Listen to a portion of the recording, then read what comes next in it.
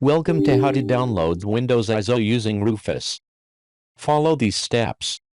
Open Rufus. Show application settings. Check for updates. Daily. Include beta versions. Yes. Check now. Checking for Rufus updates. Close. Close.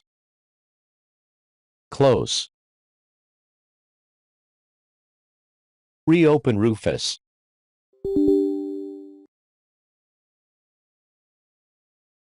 Select.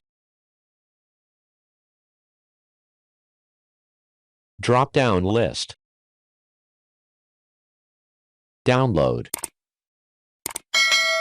Download. Download scripts file. Start downloading Windows ISO. Windows 11. Continue. Continue. Edition. Continue. Language.